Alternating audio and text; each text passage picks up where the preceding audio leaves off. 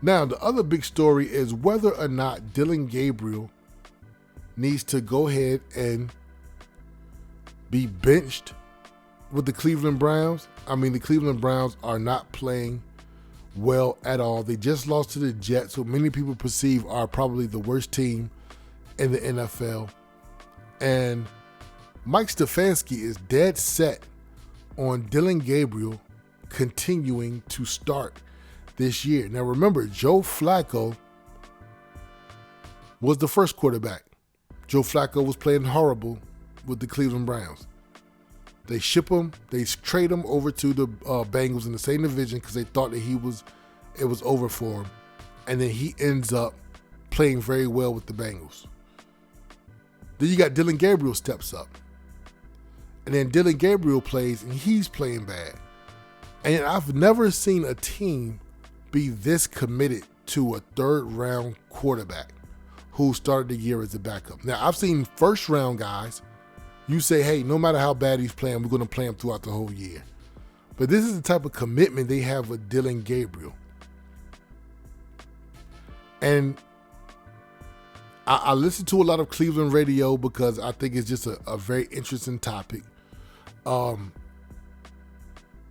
don't think Stefanski wants to play Shedeur, even so much so to the point where it almost looked like he avoids even saying Shedeur's name. But he is so committed to sticking with Dillon Gabriel, and the way he's coaching Dillon Gabriel also looks like that he's coaching him for the future. He doesn't want to call any type of all the plays are very vanilla.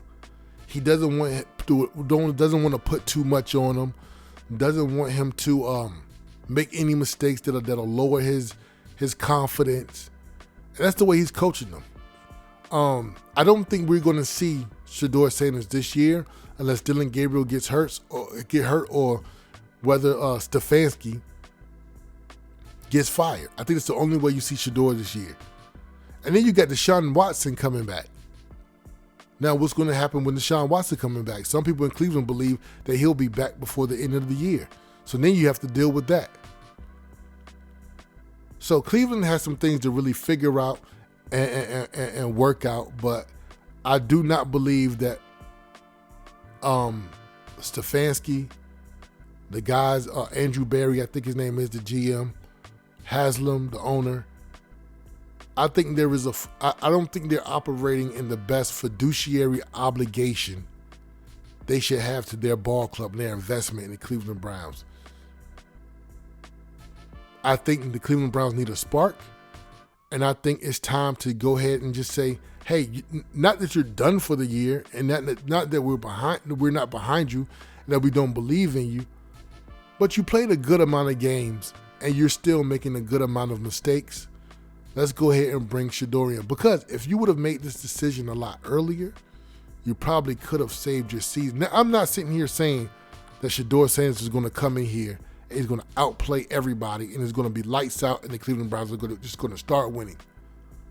But I am saying that I do not believe that Dillon Gabriel is more prepared to play quarterback in the NFL than Shedeur Sanders is right now.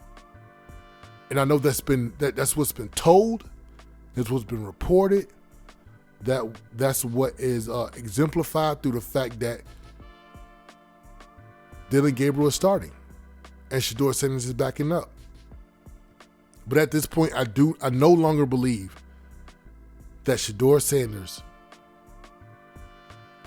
is more underqualified or not as ready as Dillon Gabriel is. I think Shedeur Sanders would go out there and play better than Dillon Gabriel.